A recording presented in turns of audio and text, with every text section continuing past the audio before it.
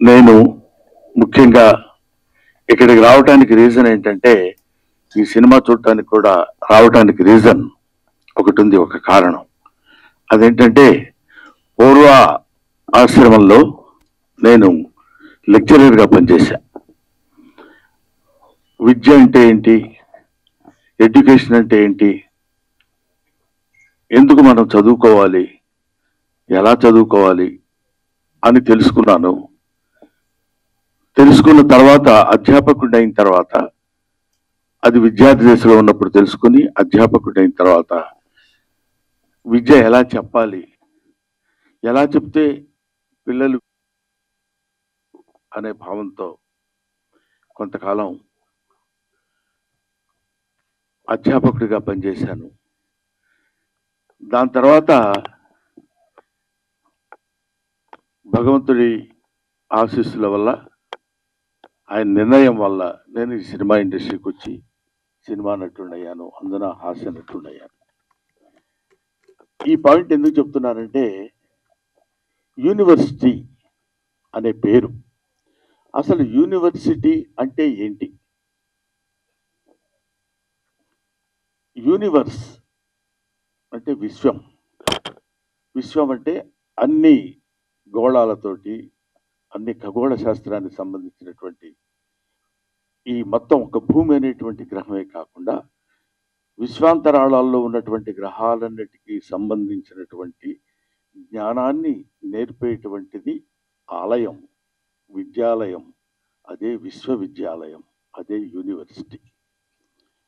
అటువంటి యూనివర్సిటీ అనేటువంటి పేరుని ఇప్పుడు ఎటువంటి విశ్వవిద్యాలయాలు అయ్యాయి అని చెప్పడానికి ఎంతో ఎంతో కృషి చేసి, దానిలో రీసెర్చ్ చేసి, మనందరికీ అందులో జరుగుతున్నటువంటి అవినీతిని, అప్పట్లో మనకు విశ్వవిద్యాలయాలంటే కాశీ విశ్వవిద్యాలయం అని పెద్ద పేరు, బెనారస్ యూనివర్సిటీ అని. ఎక్కడెక్కడి నుంచో అన్ని దేశాల నుంచి మన దేశం వచ్చి చదువుకుని వెళ్ళిపోయేవాళ్ళు. అంటే జ్ఞాన సంపద ఉన్నటువంటి దేశం మంది. ఇవాళ మన దేశం, మన ఎడ్యుకేషనల్ స్థితి ఎలా ఉంది, విద్యా వ్యవస్థలు ఎలా మారిపోతున్నాయని వాటన్నిటి మీద అధ్యయనం చేసిన తమ్ముడు నారాయణమూర్తి అవన్నీ చూసి తట్టుకోలేక, అంటే ప్రీతి తీసుకోలేక, దీన్ని ఎలాగైనా సరే నా మిత్రులకి, నా వాళ్ళందరికీ పంచిపెట్టాలి. ఎందుకంటే ఈయన ఒక తేనెటీగ లాంటి మనిషి. తిరుగుతుంటాడు అన్ని చోట్లకి వెళ్ళి తేనె పువ్వు చేసుకుని వచ్చి తలా ఒక చుక్క చేతిలో పెట్టాలనేటువంటి మహాసంకల్పం ఉన్న మంచి మనిషి.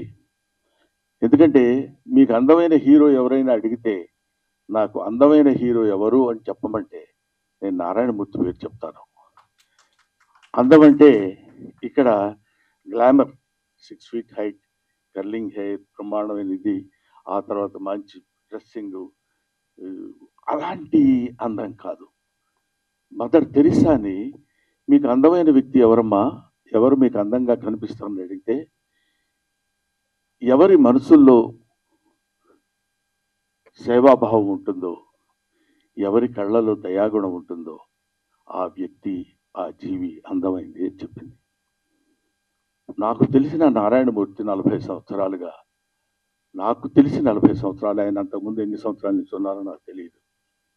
నిరంతరం నిరంతరం నిరంతరం ప్రజలు ప్రజలు ప్రజలు, అందున పేదవాళ్ళు పేదవాళ్ళు పేదవాళ్ళు, వాళ్ళు పడుతున్న బాధలు, వాళ్ళకి పడుతున్న కష్టాలు సుఖాలు, ఊరికే నటించటం, నటుడిగా వచ్చి నటించటం అనే కాకుండా, I want to give some message to my people, to the people of India, not to the people of India, to the people of universe. అటువంటి వ్యక్తి నారాయణమూర్తి. బహుశా నేను చూసి పూర్తిగా ఇంతవరకు చాలా కాలమైంది నేను సినిమా మొత్తం కూర్చొని థియేటర్లో ప్రివ్యూలు కానీ లేకపోతే సినిమా హాల్స్లో కానీ నేను చూడటం. కానీ ఈ సినిమా నేను ఎందుకు చూడాలనుకున్నానంటే, దర్శకుడు వేరు, ప్రొడ్యూసర్ వేరు, ఇంకొక టెక్నీషియన్స్ వేరు, ఇంకొకళ్ళు ఎవరెవరో ఎన్నో 24 శాఖల మంది కలిసి పనిచేసే పనంతా ఒక్కడే భుజాన కాడేసుకుని, దాన్ని ఆయన చెప్పాలనుకున్నటువంటి విధానాన్ని అద్భుతంగా సినిమా తీసి చెప్పాలి అనేటువంటి ఆలోచన ఎందుకు? మీకోసం, ప్రజల కోసం, పేద ప్రజల కోసం.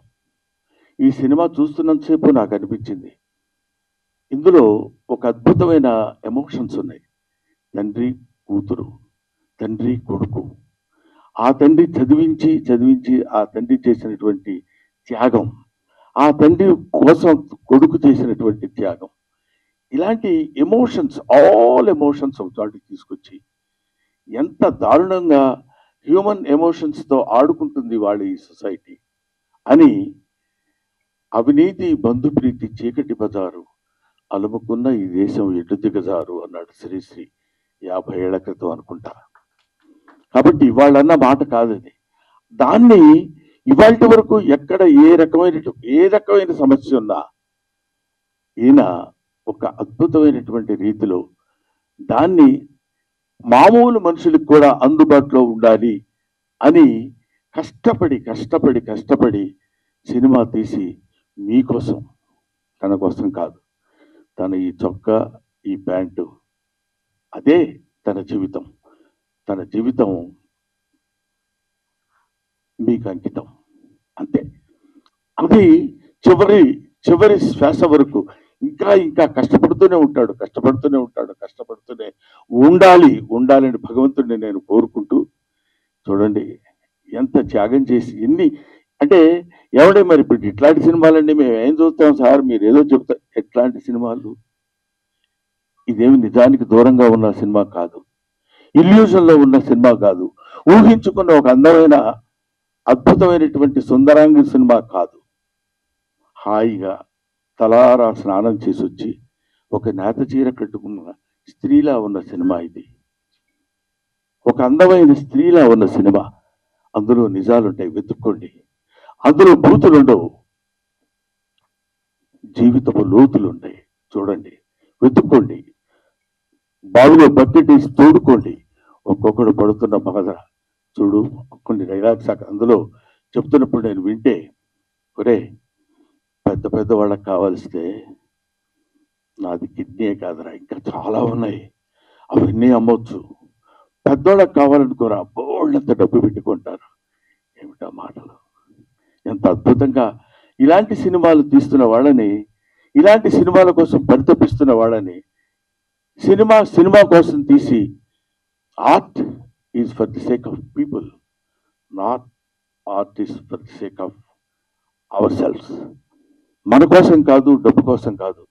సినిమా తీస్తే సినిమాలో ఒక అంతరార్థం ఉండాలి, ఒక మెసేజ్ ఉండాలి అని నమ్మిన దాన్ని 100కి 100 పాళ్ళు ఆచరిస్తూ ఇంత అద్భుతమైన సినిమా తీసిన, యూనివర్సిటీ అనే సినిమా తీసిన నారాయణమూర్తి. ఈ సినిమా మీరు చూడండి, చూసి ఆనందించండి అనే పదం నేను చెప్పలేను. చూసి అర్థం చేసుకోండి, చూసి ఆచరించండి. నారాయణమూర్తి లాంటి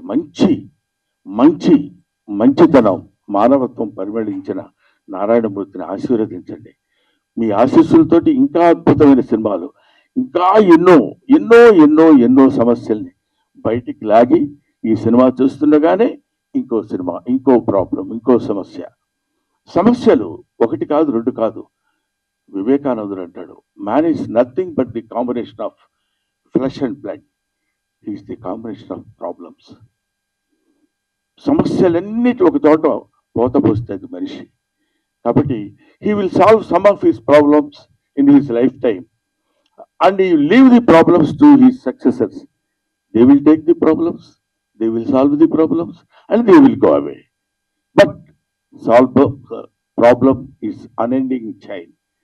దాన్ని భుజాన్ని వేసుకుని, అదే ఇందాక సినిమాలో కూడా ఒక సంభాషణలో చోట చెప్తాడు, పిల్లలందరూ యేసు ప్రభువులు అంటే యేసు క్రీస్తు సిలువను మోసినట్టు ఆ పుస్తకాల బరువు మోసుకుంటూ వెళుతున్నాడని, సమాజం బరువు మొత్తాన్ని భుజానేసుకుని మొయ్యాలి అనేటువంటి బాధతోటి, భావనతోటి, ఆలోచనతోటి మీ ముందుకొచ్చి మీకు సినిమాలు చూపించి, ఆ సినిమా బాగుందని నలుగురు మెచ్చుకుంటే ఆనందపడి, అదే ఆనందంతో ఆ చప్పట్లే కదరా ఆకలిగా ఉన్న కళాజీవికి పంచపక్ష ప్రమాణాలు అంటాడు.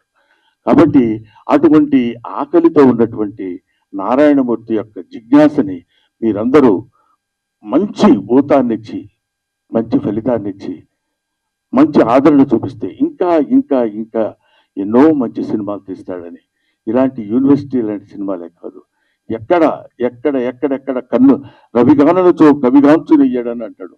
సూర్యుడు కనిపించినటువంటి ప్రదేశాల్లో కూడా వెళ్ళి నిజంగా ఆ సినిమాలో చెప్తుంటే పేపర్ లీకేజ్ మామూలు విషయం అది. అబ్బా, అలాంటి పేపర్ లీక్ చదువు సంధ్య లేని నిజంగా ఆ పేపర్ రాయటం వల్ల వాడికి ఉద్యోగం వస్తుందనేమో కానీ అందులో చోట చెప్తాడు వాడికి డాక్టరీ వృత్తి రాదు, వైద్యం చేస్తాడు. బిల్డింగులు కట్టడం రాదు, ప్రాజెక్టు కట్టడం రాదు, ఇంజనీర్ అవుతాడు. ఏమైపోతుంది?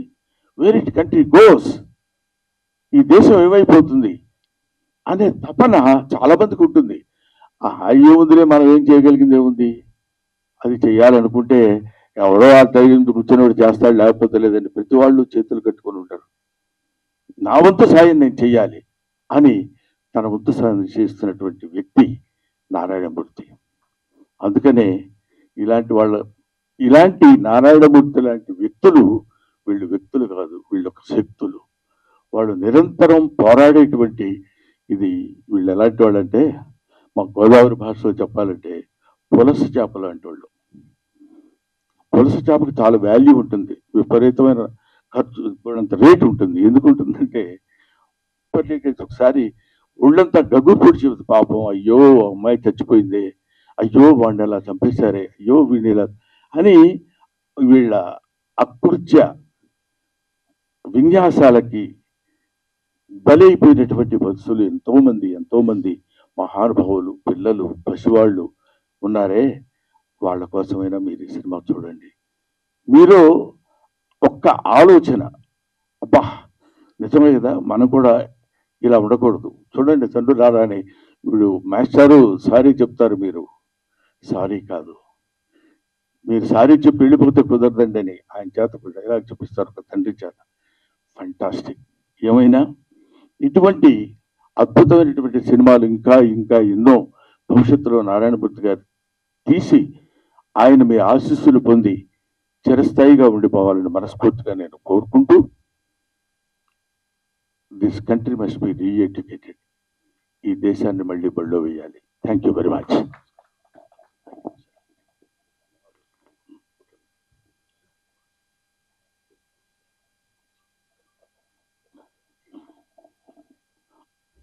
ఆ తర్వాత నారాయణమూర్తి గారు ఫ్లోలో, ఎందుకంటే మధ్యాహ్నం తిన్నాను పులస చేప, అందుకని ఆయన నారాయణమూర్తి ఒక జలంలో నివసించే పులస చేప కాదు, మానవుల్లో నివసించే మంచి మనిషి. ఆ మనిషి ఆ పరిమళం 10 కాలాల పాటు హాయిగా హాయిగా హాయిగా ఉండి శతమానం భవతి.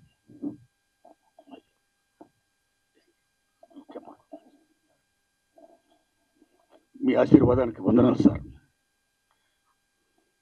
మిత్రులారా, మన తెలుగు చలచిత్ర పరిశ్రమలో కస్తూరి శివరావు గారు ఎలా చూశాం, రేలింగ్ గారు ఎలా చూశాం, రమణారెడ్డి గారు ఎలా చూశాం, అల్లు రామలింగ గారు ఎలా చూశాం, పద్మనాభం రాజబాబు గారు ఎలా చూశాం, బ్రహ్మానందం గారు ఎలా చూస్తున్నాం. ఆయన మహానటుడు, మహాజ్ఞాని, అన్నింటిని మించి మాస్టర్. అందుకే నా యూనివర్సిటీ పేపర్ లీక్ సినిమాని, ఆ లోగోని బ్రహ్మానందం గారిని విజ్ఞప్తి సాయంతో నేను రిలీజ్ చేసుకున్నా. సినిమా రెడీ అయ్యింది. నేను వెళ్ళా, అయ్యా తమరి సినిమా చూడాలి, తమరికి ఏమాత్రం నచ్చినా సరే దయచి మీరు చెప్పాలి నాకు మంచి మాటలు, నా సినిమాకి అది ఎంతో హెల్ప్ అవుద్ది, ప్రమోట్ అవుద్ది అని నేను విజ్ఞప్తి చేసిన వెంటనే నా విజ్ఞప్తిని మన్నించి వారు రావడం, ఇంత బిజీలో కూడా రావడమే కాదు, సినిమా చూసి ఇంత బ్రహ్మాండంగా మెచ్చుకొని నన్ను ఆశీర్వదించడం, ఇంకా ఇలాంటి సినిమాలు తీయడానికి ప్రేక్షదేవులు నాకు శక్తిని ప్రసాదించాలని వారు మరి చెప్పడం, ఇవన్నీ నా గురించి ఆయన చెప్తుంటే నాకు నిజంగా ఆనంద బాష్పాలతో, ఆయన యొక్క ఆశీర్వాదానికి, నా పట్ల ఆయనకున్న అభిమానానికి, నా ఎడల ఆయన చూపిస్తున్న ఆదరణకి నేను పత్రికల ముందు, మీడియా ముందు, ప్రేక్షదేవులరా వారికి నేను శిరస్సు ఉంచి దండం పెడుతున్నా. Thanks lot sir. మిత్రులారా, యూనివర్సిటీ పేపర్ లీక్ ఈ సినిమా ఆగస్టు 22 తారీఖు రిలీజ్ అవుతుందండి. దయచేసి చూడండి, ఏమాత్రం బాగున్నా ఆదరించండి. నెంకేలా చిత్రాలు తీయడానికి శక్తిని ప్రసాదించండి. మీడియా మిత్రులు థ్యాంక్స్ లాట్. సతీష్ గారు థ్యాంక్స్ లాట్. మీ అందరికీ నా వందనాలు చెప్తున్నా, వేల వందనాలు. ధన్యవాదం సార్. ఒక్క విషయం, ఇవాళ నేను గొప్పవాడిని చెప్పడం కోసం చెప్తున్నాను. నేను ఎంత గొప్పవాడిని అంటే, ఇవాళ మా రెండో అబ్బాయి వెడ్డింగ్ యానివర్సరీ. ఇప్పుడు ఇంట్లో ఫంక్షన్ జరుగుతుంది. యానివర్సరీ వాళ్ళంతా బంధువులు అందరూ వస్తారు కదా, ఏదో దానికి నేను ఆలోచించింది ఏంటంటే, గొప్పవాడిని ఊరికే వ్యంగ్యంగా అన్నాను, నిజంగా అనుకునేది కొంపదీసి. అలా కాదు, నేను ఇక్కడ వచ్చి నారాయణమూర్తి గారికి ఇచ్చిన మాట ప్రకారం 18వ తారీఖున నేను ఈ కార్యక్రమానికి రావాలి అనే ఐడియాతో నేను వచ్చాను. ఎందుకంటే నారాయణమూర్తి గారు అంతటి మంచి పనులు నేను చేయలేను కూడా, చేస్తానో లేదో కూడా తెలియదు. కనీసం ఇలాంటి మంచి పనులు చేసే వాళ్ళ దగ్గరికి వచ్చి వాళ్ళ మంచి పని గురించి నలుగురికి చెప్పడం అనేది, దానికోసం పెద్ద భయంకరమైన త్యాగం చేసింది కూడా ఏం లేదు అనే ఆలోచనతో చెప్తున్నాను. ఇప్పుడు నేను అర్జెంటుగా మళ్ళీ అక్కడికి వెళ్ళి, వాళ్ళు ఏదో చిన్న ఫంక్షన్ లాంటిది ఉంటే, అది ఫ్యామిలీ ఫంక్షన్ కాబట్టి దానికి నేను వెళ్ళాలనే అభిప్రాయంతో నారాయణమూర్తి గారిని అభ్యర్థించి, ఇంత మంచి మనిషి, నిలువెల్లా మంచి మనిషి, ఇప్పుడు అంటే నేను కొన్ని చెప్పాలో వద్దో తెలియదు కానీ, బట్ నాకు తెలిసిన నారాయణమూర్తి గారు ఆ రోజు నుంచి ఈ రోజు వరకు అవే చెప్పులు, అవే ప్యాంట్ షర్టు, అదే ఆటో. ఒక్క సినిమా హిట్ అయితే ఏ రకంగా మనం ప్రవర్తిస్తున్నామో ఈ రోజుల్లో మనకు తెలుసు. 2 సినిమాల్లో మంచి పేరు వస్తే ఎలా ప్రవర్తిస్తున్నామో మనకు తెలుసు. ఒక దశాబ్దం కాలం మనం సినిమాల్లో ఉండి నటించి మంచి పేరు వస్తే మన ప్రవర్తన ఎలా ఉంటుందో మనకు తెలుసు. 5 సుదీర్ఘమైన దశాబ్దాలు, 40 సంవత్సరాల సుదీర్ఘమైనటువంటి దీనిలో ఎవరు ఎన్ని రకాలుగా ప్రలోభ పెట్టినా, నో ఎవరు మీ సినిమాలో నేను యాక్ట్ చేస్తా, వద్దు మీరేది సార్, మీరు స్టార్, మీరు అలా ఉండండి అని కాకుండా, ఇప్పుడు చూసిన ప్రతి క్యారెక్టరు మనకుతో పరిచయం ఉన్న క్యారెక్టర్, మన జీవితంతో వాళ్ళతో పాటు మనం సంచరిస్తున్న క్యారెక్టరు, వాళ్ళతో పాటు మనం ప్రయాణిస్తున్నటువంటి క్యారెక్టర్స్ని తీసుకుని చెప్పాడు తప్ప స్టార్స్ని పెట్టి నేను సినిమా తీసి అద్భుతాలు క్రియేట్ చేయాల. ఎన్నో అద్భుతమైనటువంటి సినిమాలు తీసి ఆ రోజుల్లో నారాయణమూర్తి గారి సినిమా పడ్డ కొట్టుకుంటూ వచ్చేవాళ్ళు. ఇవాళ వరకు అలాగే వస్తూనే ఉన్నారు, వస్తారు, వచ్చి తీరతారు. అలాంటి సినిమాలే నారాయణమూర్తి గారు చేస్తారు. Thank you very much my dear Narayanamurthy. ఎలా పెట్టారో పేరు, నాకు వెంకటేశ్వర స్వామి అంటే ఇష్టం, నారాయణమూర్తి అంటే ఇష్టం. ధన్యవాదాలు మీకు.